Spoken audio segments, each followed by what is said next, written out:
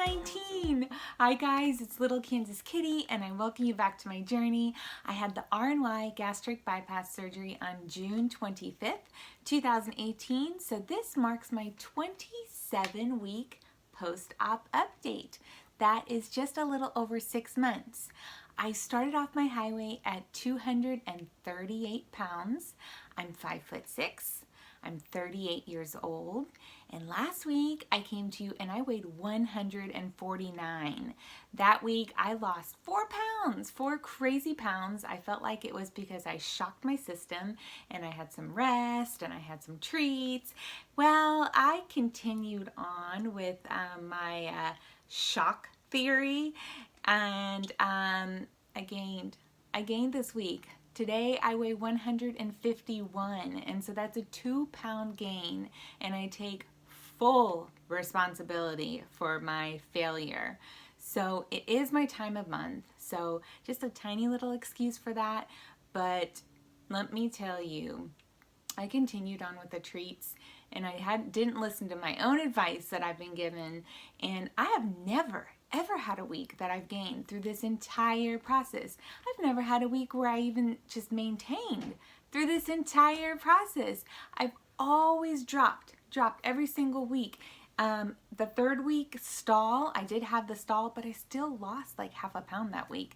So this is a first for me, and this is a major wake-up call to me. And it's also a reminder of how much of this is up in here, and what they did down here is just a tool. It's just a tool for us to use, and it's up to us to use it for what it's intended for. So I think what really helped me through the first 5 months, because I'm really feeling like this whole past month I've just allowed myself to have different things, but what really helped me the first 5 months was fear. I had so much fear in me after I had surgery, and there is something really powerful in the unknown. And I feared of what would happen if I dumped. I would fear what would happen if I had sugars and fats and caffeine. Would caffeine tear up my stomach? What would alcohol do to me? Would it create me to go crazy and just super tipsy and drunk? And would I get addicted to that quickly and want more, or just more of that feeling? And would it stagger my weight loss? And I just had all this fear of trying lots of different things. So I just stuck to my plan, and I was successful. I did great. The fear is what really drove me to be successful.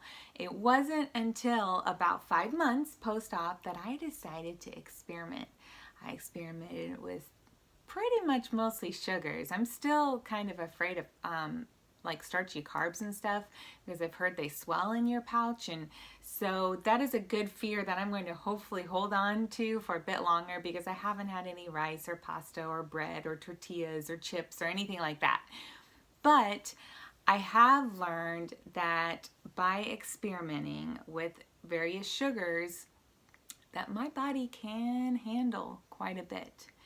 And that is a bit scary for someone like me, especially, that suffers from binge eating disorder, because a lot of those sugary foods are slider foods, and I think, how can I even eat as much as I have when I'm having those treats? Because my pouch is small. I haven't stretched it out. They say over time you don't necessarily stretch your pouch. There's a lot of data out there that says you do keep a pretty small pouch, even years and years down the road, that you're not able to consume the amount that you could beforehand. However, I did learn that in high sugar quantity, in high refined sugar quantity, I do dump. And I've only learned that really recently as I've started to experiment with it more. And before I thought, I'm not a dumper. So sugar dumping is when food gets dumped directly from your small pouch into your small intestine without being ingested. And there are a couple different varieties of dumping. One is called early dumping, and that usually happens between 10 to 30 minutes after the food has been consumed. And then there's late dumping, and late dumping is anywhere from 1 to 3 hours after the food is consumed. And there's various symptoms that you may experience. So with early dumping syndrome, you can experience bloating, sweating, abdominal cramps and pain, nausea, facial flushing, stomach growling or rumbling, an urge to lie down after the meal, heart palpitations and fast heartbeat, dizziness or fainting, and diarrhea. And then the late dumping syndromes, symptoms are heart palpitations, sweating, hunger, confusion, fatigue, aggression, tremors, and even fainting. The symptoms that I experienced this week, for example, I had Oreos this week with milk, and I had 6 double stuff.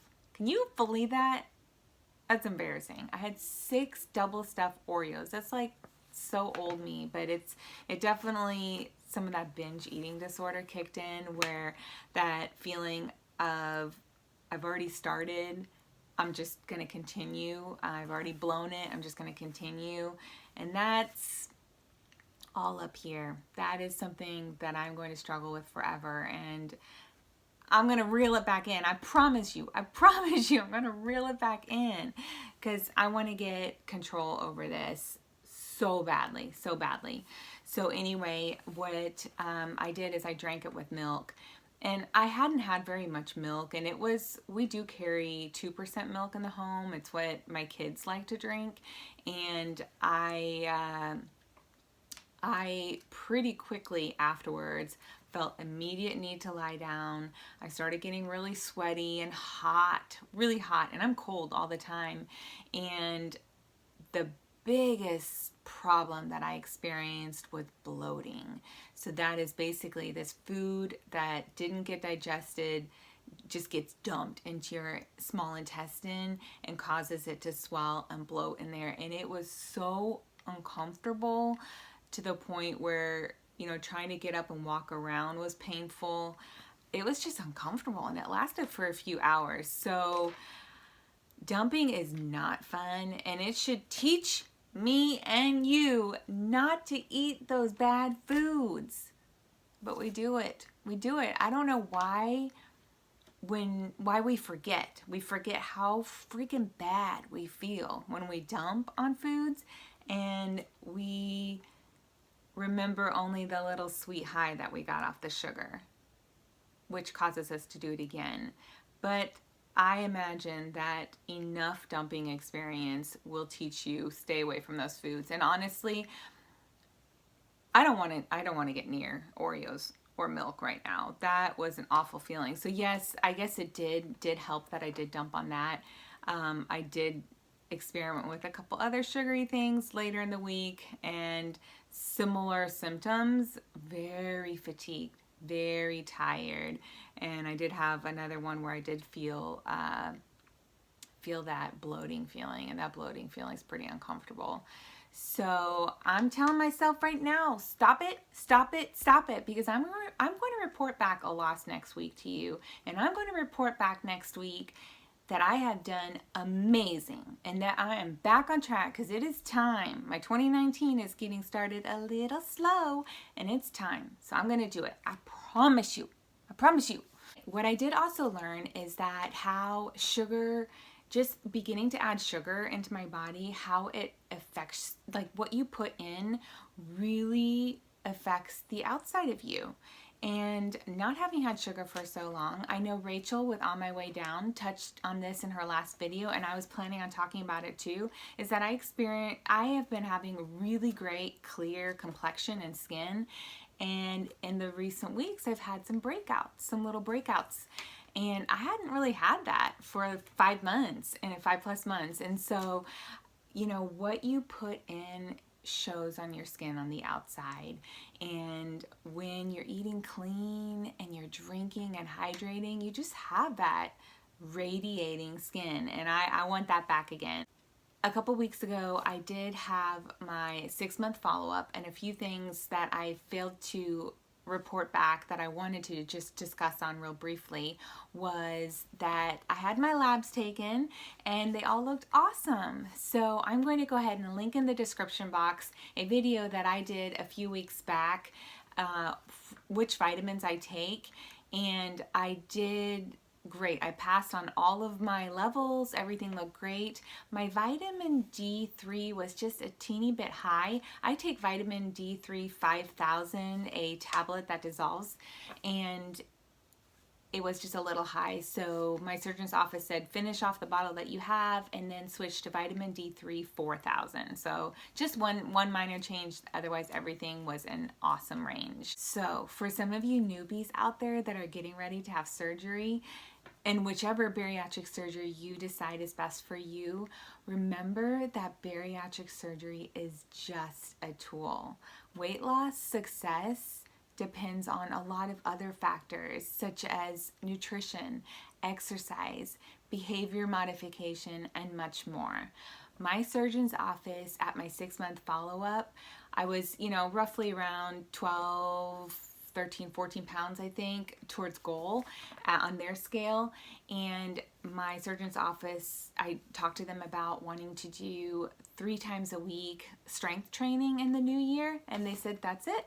That's it. That's your last 15 pounds right there. You're going to hit your goal as soon as you add in that strength training. And that was really promising and encouraging to hear. So I have started that already. I've been doing 3 times a week strength training, and not a ton. I'm still doing my running, but I did push-ups at home a couple days. I went to the gym and just focused on arms one day. And so I feel good. I feel really good about adding that back in. I started also to read a little bit about the book that my dear friend Rachel sent me, Brain Over Binge, and it is totally for a binge eating disorder type of person. So it's a gal's account on how she overcame it, and it's really interesting and it's really relatable. So I started reading that because I know that I need help right now, and it's okay to ask for help or to seek out help or to find things that are going to help get you back on track. I also asked one of my running friends to help keep me accountable.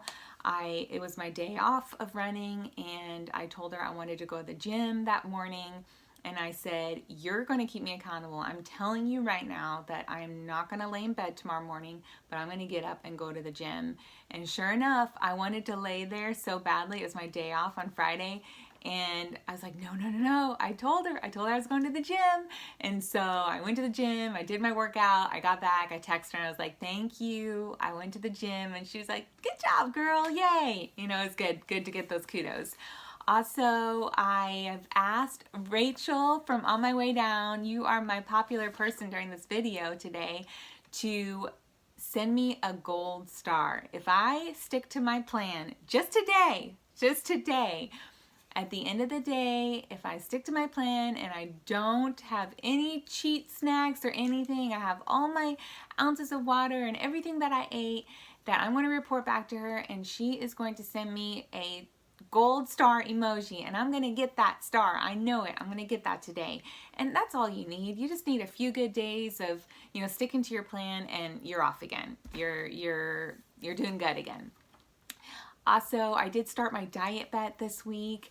I joined Voodoo Queen's diet bet. I waged $50 on that.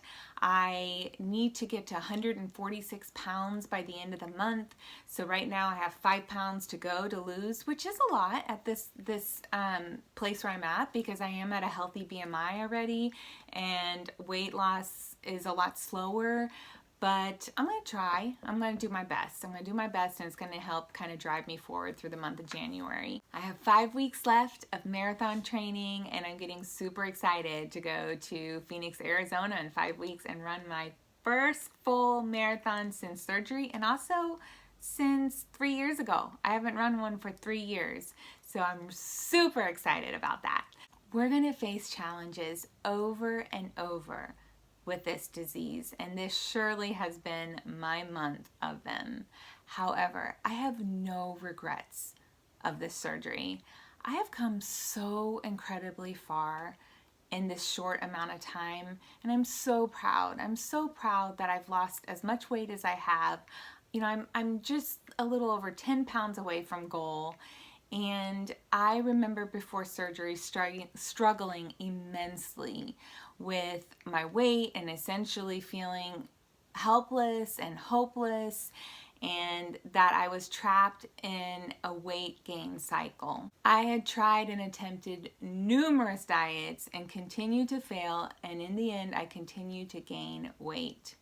This surgery has helped me and given me a tool, and it is up to me to use it. At the end of the day, we are accountable to ourselves. Our success is a result of what we do.